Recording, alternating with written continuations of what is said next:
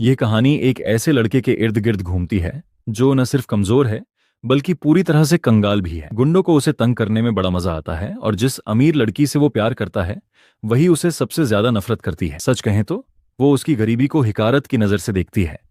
लेकिन यह सब एक दिन अचानक बदल जाता है जब एक रहस्यमयी वायरस इंसानों को मांसखोर जॉम्बीज में बदलने लगता है। कुछ ही वक्त में पूरी दुनिया एक पोस्ट एपोकैलिप्टिक खेल का मैदान बन जाती है जहां हर किसी को अपनी जान खुद ही बचानी पड़ती है।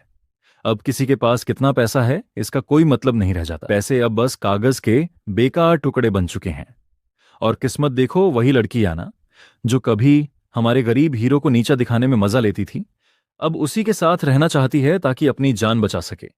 लेकिन इससे पहले कि हम कहानी में आगे बढ़ें, चलिए शुरुआत में लौटते हैं ताकि पूरी कहानी का सही संदर्भ मिल सके। एक आम गर्मी की सुबह है।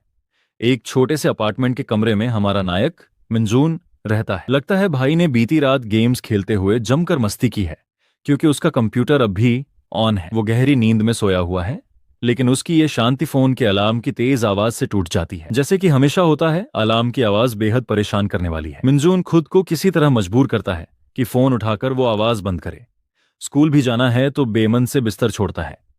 किचन में जाकर देखता है तो फ्रिज पर माँ का एक नोट चिपका हुआ मिलता है, आज खुद खाना बना लेना, मैं काम पर जा चुकी हूँ। थोड़ी देर बाद वो स्कूल यूनिफॉर्म पहनता है और अपने अंधेरे से अपार्टमेंट से बाहर निकल पड़ता है। वो जिस सस्ते इलाके में रहता है वहां से सामने दिखती आलीशान बिल्डिंग्स को देखता है। भाई को वहां रहने वाले अमीर बच्चों से जलन होती है जबकि वो खुद गरीबी में जूझ रहा है। लेकिन जिंदगी की शिकायतें करने से कुछ हासिल नहीं होता तो वो चुपचाप स्कूल की ओर बढ़ता है। स्कूल का नाम है सियांगुन हाई स्कूल। यहां भी मिंजून की जिंदगी कोई खास आसान नहीं है। हमेशा की तरह कुछ गुंडे उसे बेवजह परेशान कर रहे हैं। वो लोग मजे ले रहे हैं जबकि मिंजून जमीन पर गिरा हुआ है। इन गुंडों का लीडर है पार्क सियोंग बिन, 18 साल का, सेकेंड ईयर, क्लास 3 का स्टूडेंट।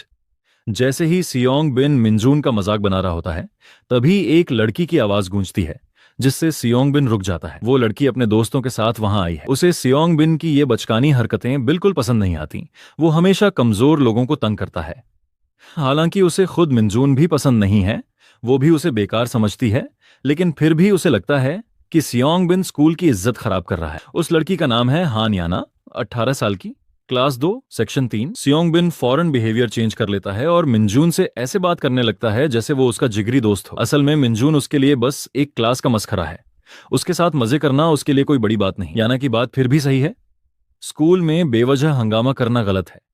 अगर सियोंग बिन को खेलना है तो स्कूल के बाहर जाकर खेले। सियोंग बिन फिर भी कहता है कि याना तो खुद मिंजून से सबसे ज्यादा नफरत करती है, फिर अब नैतिकता की बातें क्यों कर रही है। याना खुद को डिफेंड करती है। वो मानती है कि उसे मिंजून पसंद नहीं, लेकिन कम से कम वो उसे मारती पीटती तो नहीं जैसा सियोंग बिन करता है। यहां पता चलता है कि याना और मिंजून क्लासमेट्स हैं और मिडिल स्कूल से एक दूसरे को जानते हैं, जैसे मिंजून सियोंग बिन को भी जानता है। अब आगे बढ़ते हैं। सियोंग बिन याना को ऑफर देता है कि वो उसके साथ चले क्योंकि वो आज एक नए लड़के से मिलने वाला है, लेकिन याना साफ मना कर देती है। उसे पिछली बार की घटना याद है। पिछली बार जब वो गई थी तो मिंजून के सेमी अपार्टमेंट में थी। वहां गंदगी, बदबू और गरीबी का माहौल था। अब वो वहां कभी नहीं जाएगी। इस प्रिंसेस के इतने हाई स्टैंडर्ड्स होने का कारण ये है कि वो उसी हाई एंड अपार्टमेंट में रहती है जो हमारे हीरो को रोज अपने घर से दिखती है। उसके माता पिता एक हॉस्पिटल डायरेक्टर और प्रोफेशनल्स हैं, यानी वो सोने का चम्मच लेकर पैदा हुई है। वो हमेशा सोशल मीडिया पर नई नई तस्वीरें डालती रहती हैं और स्कूल के लगभग सभी लोग उसके फैन हैं। ऊपर से पढ़ाई में भी वो टॉप करती है, यानी खूबसूरती और दिमाग दोनों में अव्वल। अफवाह है कि अगले साल वो अमेरिका पढ़ाई के लिए जाएगी। वो परफेक्ट लगती है, जैसे उसकी जिंदगी में कोई भी दिक्कत नहीं है। लेकिन एक बहुत बड़ी समस्या है जिसका हल उसे नहीं मिल रहा। उसे गरीब और कमजोर लड़कों से सख्त नफरत है। और ये डिस्क्रिप्शन किस पर सबसे ज्यादा फिट बैठता है? हाँ, मिंजून पर। अब चलिए यादों की गलियों में चलते हैं जहां ये सब शुरू हुआ था। 8वीं क्लास में जब मिंजून और याना एक ही क्लास में थे, मिंजून ने हिम्मत करके उससे दोस्ती करने की कोशिश की थी, लेकिन याना ने हमेशा उसकी बातों का जवाब हिकारत और चिढ़ के साथ दिया। उसके लिए मिंजून बस एक बदबूदार लड़का था जो उसके पीछे पीछे मच्छर की तरह घूमता था और ये उसे बिल्कुल पसंद नहीं था। भले ही उनके घर एक ही रास्ते पर थे, याना उसके साथ चलने तक को बर्दाश्त नहीं कर सकती थी। उसने उसे बोला कि कोई दूसरा रास्ता पकड़ ले ताकि उसे उसकी बदबू सहनी न पड़े। इसी पल मिंजुन को सब कुछ क्रिस्टल क्लियर समझ आ गया। ये लड़की सच में उसे पूरी जान से नफरत करती थी।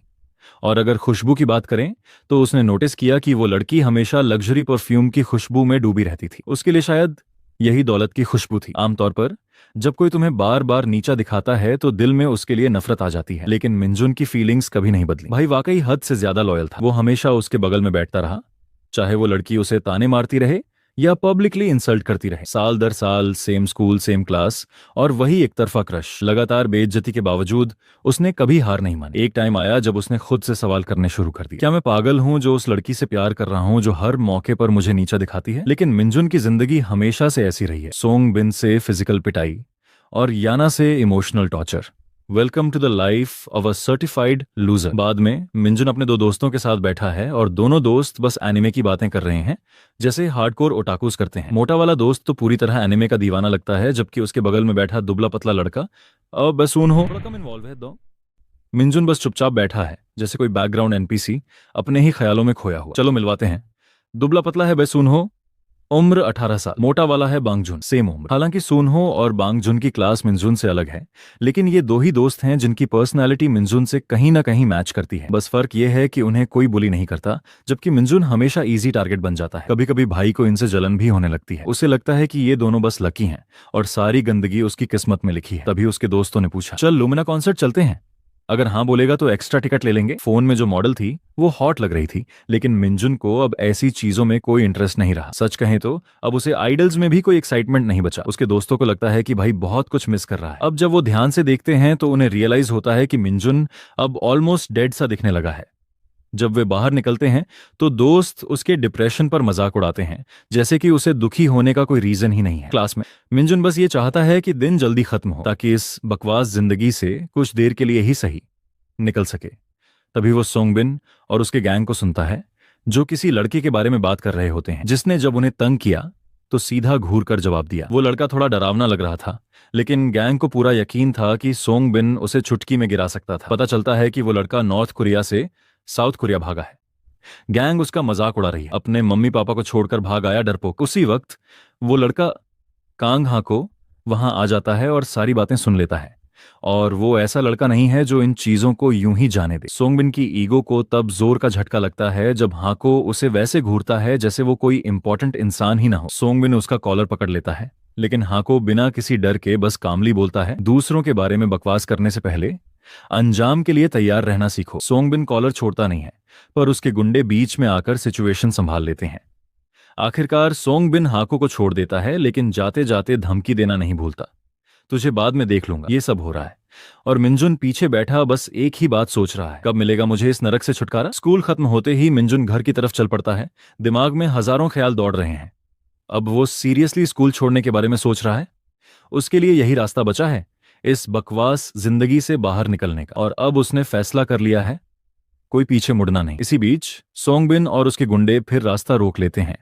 उसे देखकर सब खुश हो जाते हैं, जैसे कोई शिकार फंस गया हो। सोंगबिन मिंजुन से कहता है कि सामने वाली औरत से सिगरेट्स मंगवाए, क्योंकि वो लोग अंडरएज हैं। मिंजुन जानता है कि ये बस एक और बहाना है उसे नीचा दिखाने का, लेकिन इस बार मिंजुन बिना कोई जवाब दिए बस उन्हें इग्नोर करता हुआ आगे बढ़ जाता है। सोंगबिन का गुस्सा फट पड़ता है।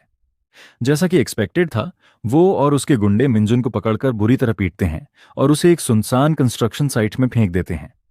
सोंगबिन के हाथ में एक ईंट है और वो मिंजुन के सिर पर बार बार वार करता है। उन्हें लगता है कि इस पिटाई से मिंजुन सुधर जाएगा, लेकिन अब मिंजुन की लिमिट पार हो चुकी है। टूटी हुई आवाज में वो कहता है, मार डालो, अब जीने का मन नहीं है।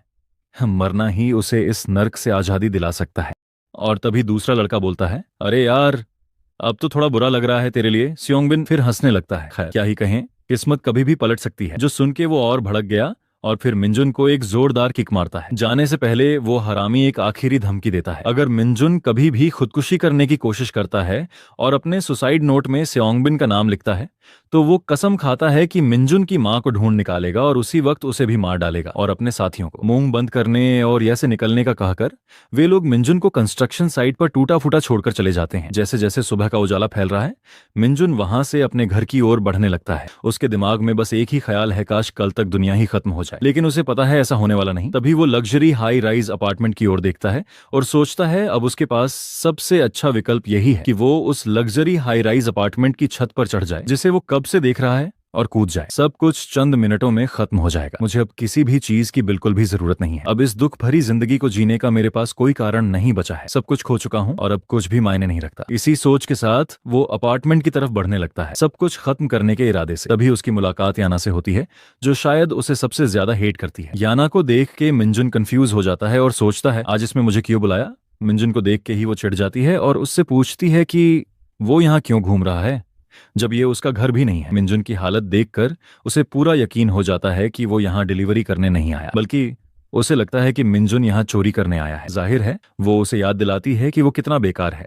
ये सब सुन के मिंजुन शोक हो जाता है, उसे एक झटका सा लगता है और यही वजह है कि मिंजुन यहाँ सब कुछ खत्म करने आया था। फिर वो सोचता है, हाँ तुम सही कह रहे हो, मुझे ऐसे लोगों के बीच नहीं होना चाहिए जैसे तुम हो। शायद यही सबसे बड़ा बोझ बन गया है, खुद को गलत जगह पर पाना। दूसरी तरफ लड़की उसके चोटिल चेहरे को देखकर पूछती है कि क्या किसी ने उसकी पिटाई की है। मिंजुन को ऐसे देख के याना को सच में गुस्सा आता है कि मिंजुन कभी अपने लिए खड़ा नहीं होता और हमेशा कुत्ते की तरह मार खाता रहता है। एक बार पिटने के बाद अगली बार कम से कम अपनी खातिर खड़े तो होना चाहिए, चाहे फिर से मार ही क्यों ना खानी पड़े। तुम जैसे किसी को देखकर तो मुझे खुद पर ही इतनी ज्यादा शर्म आती है। सच में खामोश रहना हर बार हल नहीं होता, कभी कभी जवाब देना भी जरूरी होता है। वो काफी देर तक उसे सुनाती रहती है और आखिरकार मिंजुन चुपचाप पलटकर अपार्टमेंट बिल्डिंग के उल्टे रास्ते पर चल पड़ता है। वो घमंडी फिर भी बड़बड़ाती रहती है कि मिंजुन उसे इग्नोर कर रहा है, लेकिन आखिर में हार मानकर कहती है कि वो कल फिर बात करेगी। बाद में मिंजुन अपने बदबूदार और तंग अपार्टमेंट में लौटता है। गुस्सा शांत करने के लिए वो अपना पीसी ऑन करता है, हेडफोन पहनता है और वीडियो गेम्स में डूब जाता है और कहता है कि ये कितना बकवास है। जो कुछ भी हुआ उस पर सोचते हुए उसे लगता है कि याना गलत भी नहीं कह रही थी। मैंने मरने का ख्याल सिर्फ हानियना की वजह से छोड़ दिया था, वरना तो मैंने सब खत्म करने का फैसला कर ही लिया था। इसी वजह से वो अब स्कूल नहीं जाएगा, कभी भी नहीं। कल से वो नौकरी ढूंढेगा और अपनी माँ की मदद करेगा घर खर्च चलाने में। रात हो जाती है और मिंजुन अब भी अपने FPS गेम में दुश्मनों को उड़ा रहा है, जॉम्बीज के झुंड को मारता जा रहा है। तभी उसके दोस्त लाइव चैट में कहते हैं कि वो अब गेम छोड़ रहे हैं और जा रहे हैं, जो मिंजुन को बिल्कुल समझ नहीं आता। आखिर अभी तो सिर्फ 10 बजे हैं, अभी तो 2 घंटे बाकी हैं। तभी उसके दोस्त उसे ब्रेकआउट की इमरजेंसी न्यूज के बारे में कहते हैं। बाहर की दुनिया में अभी अफरा तफरी मची है और उसी वक्त मिंजुन अपने अपार्टमेंट के बाहर शोर सुनता है। वो धीरे धीरे दरवाजे की तरफ बढ़ता है। दरवाजे पर पहुंच के वो कहता है, कौन है? तभी कोई जोर जोर से दरवाजा पीटने लगता है। खोलने से पहले वो पीप होल से देखता है, लगता है ऊपर वाला कोई पड़ोसी है, कांपती आवाज में दरवाजा खोलने को कह रहा है। मिंजुन सोचता है कि वो आदमी फिर से नशे में है, लेकिन उसे नहीं पता कि अब वो उसका वही शराबी पड़ोसी नहीं रहा। मिंजुन फिर दरवाजा खोल देता है। दरवाजा